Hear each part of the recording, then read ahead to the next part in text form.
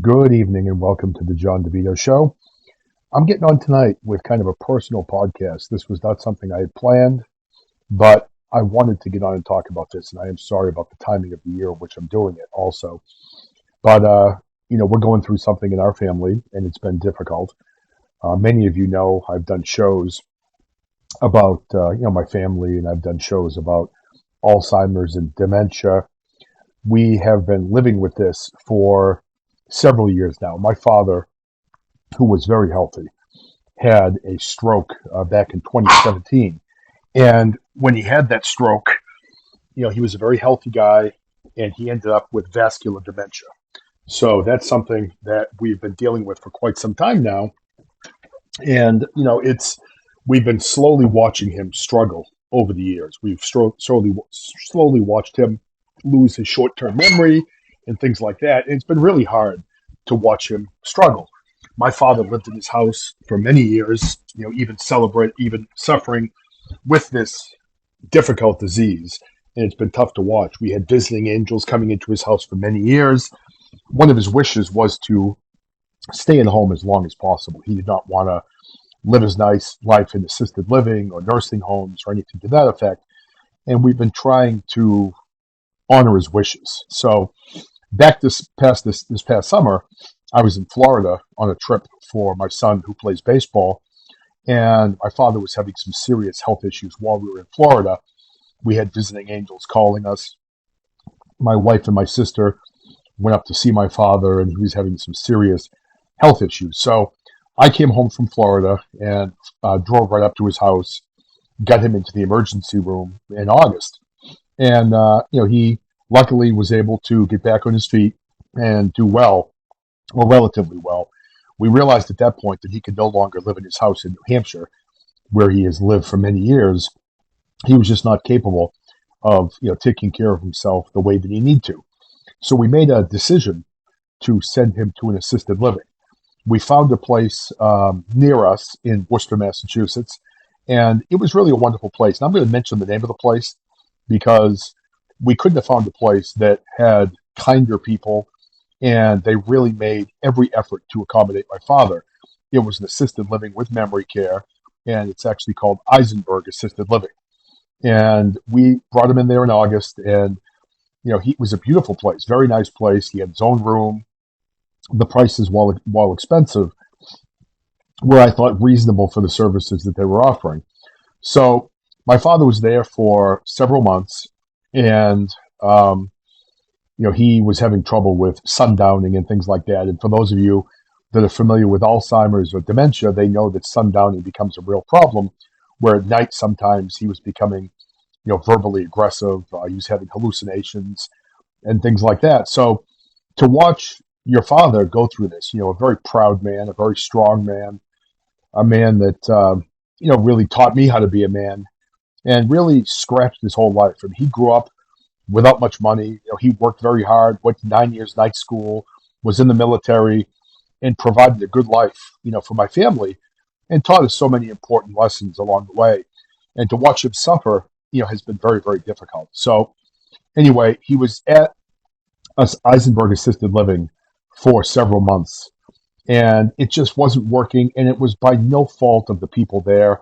He just had needs that surpassed what they could offer, and they really bent over backwards trying to accommodate him any way that they could. So my father ended up having to go into Jerry Psych to see if we could get maybe his med straight to help him with some of the verbal aggressiveness and things like that he wasn't sleeping, he was hallucinating. So he spent through Thanksgiving roughly 3 weeks in Jerry Psychiatric. They worked on his medications. They got him to a better place. He then went into rehab at a building that's associated with Eisenberg, which is the Jewish Healthcare Center. And, we are not a Jewish family. And they, just a group of wonderful people that took care of my dad, and we can't thank them enough. So my dad had to move to a new place after leaving Eisenberg and the Jewish Healthcare. And in the new place, he was only there for 2 days. Now, this is nothing against the new place at all. Also seems like a wonderful place. But I think my father's needs really spiked very quickly. So he went into this new place only for 2 days. And we had to, again, move him back to the emergency room because he was really struggling. So he's been in the emergency room now in Worcester for the last 3 or 4 days. And my wife and I went in to see him today, and it was just so sad. I mean, I was literally in tears when I saw him. He's not medicated, and he looked like he was very close to passing on.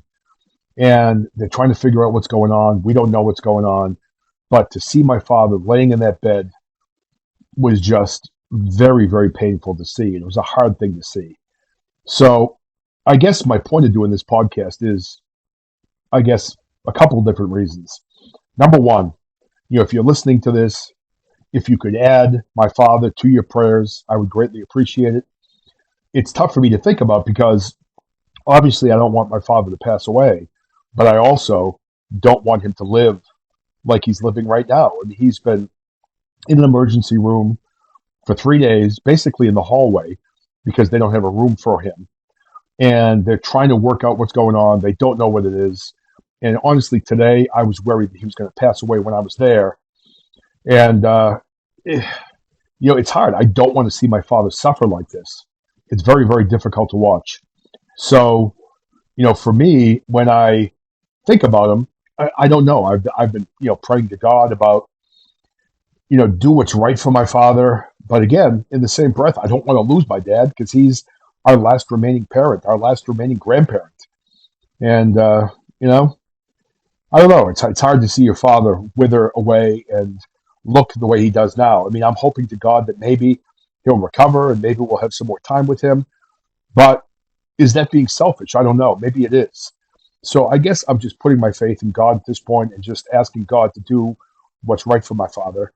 And I'm hoping that whatever that is, God takes, I guess, the right measures, and I don't even know how to word this properly, but just does the right thing by my father. And I don't want him to pass, but I also don't like seeing him the way that he is right now. It literally is heartbreaking to see. So my point is, of all of this, to tell you this story, to let you know that with this podcast, I'm trying to be real. I want you to know who I am and some of the things I go through, because I'm hoping that some of you can identify with some of the things I've gone through and can possibly, help you maybe and in some way help me by talking about some of the things I'm going through. This is almost one of those things where, I can talk to all of you about this and it just helps me verbalize it a little bit. So I hope this makes sense. But for anyone out there who has had a relative that has had Alzheimer's or dementia, I am so sorry to each and every one of you. This has literally been, as people call it, the long goodbye. It is literally the long goodbye. It has now been 6 years of watching my father just wither away. And to see him in the state that he's in tonight is literally heartbreaking. I am determined that I'm not going to cry on this podcast. I did in the hospital when I was there, when I saw him. And, it's very emotional to see that. And but I'm going to hold it together, and I'm not going to shed tears here. But I'm hoping that for any of you out there that has watched a loved one suffer from Alzheimer's or dementia, or if you're in the process of watching that happen now, my heart's with you. I mean, I have seen what this is like, and it is one of the most horrible, vile, terrible diseases out there that literally causes people to just lose everything. And it's painful to watch. It really is painful to watch. So, we're almost in Christmas, and I love Christmas. It means a lot to me. It means a lot to my family. And, if all of you could add my father into your prayers, his name is Ralph. If you could include him into your prayers, it would mean a lot to me. He needs prayers right now. And, I just want for him what's best for him. And if he can recover and have a decent quality of life, wonderful. But if he can't, then I want the pain to stop, and I want him to be with my mother, his parents, etc. I don't want him to selfishly stay here just for us. So for those of you that have experienced Alzheimer's and dementias, I know I've said this a few times, God bless all of you. It's a terrible disease. It's a horrible thing to witness, and I would not wish it upon my most dire enemy in life. It is just horrible and heartbreaking to experience this. And here I am, 55 years old. I know I'm lucky to have had my father for 55 years. But even now, when I think about him leaving, it doesn't seem long enough. It probably never does. When you lose someone. But man, I'll tell you, didn't expect that today. Going into that hospital today, I expected he was going to be like he was a couple of days ago, and man, he was not. He was. I have a picture that I took of him, and it's when I look at it, it's just heartbreaking to see it. So, for all of you out there that are going through something difficult at this time of year, I don't want this show to always be sunshine and rainbows because we all go through a lot of different things in life. We all struggle. No matter what your Facebook posts look like, or your Instagram posts, or your Twitter posts, or whatever, everyone makes their life look like they're rosy all the time, but it's not. We all struggle. We all have hard times. We all have hardships that we have to get through. And I guess my point of view is, my heart is hurting right now. But if you're there and you're feeling the same way about something that's going on in your life, then just know that I'm with you and I'm thinking of you and I will pray for you as well. So, boy, I'll tell you, Alzheimer's, dementia, all the other host of things that get people, life can really be difficult sometimes. But if all of you could just say a prayer for my dad tonight or throughout the Christmas weekend, let me know. And just keep him in your prayers, and you don't have to let me know, but I'll let you know what happens with him. I've got a lot of his friends checking in on me and checking in on him. And my father was a pretty beloved guy. He's in his high school Hall of Fame up in Amesbury, Massachusetts. He was a really good baseball player. He had people looking at him from the Red Sox and the Orioles and different professional teams. He played baseball in the Air Force, and he played for the European national team out of Darmstadt, Germany. And he ended up playing one year in the European Baseball Championships, and his team won. And he was the star of his team. He coached me for many years when I was a young kid. And even though he could be difficult at times, if anyone out there knows me, I know I have friends that listen to this podcast, my dad, and he could be a difficult guy, but he grew up in a difficult time. And he and I have made peace over some of the things that we disagreed upon over the years. And, I guess that's another thing for all of you. And I hope maybe this hits home. I wasn't intending to go here on this podcast. I didn't even know if I was going to publish this once I did it, but I think I probably will. If you are at odds with someone in your life and it hurts you, it hurts them, try to make amends if you can.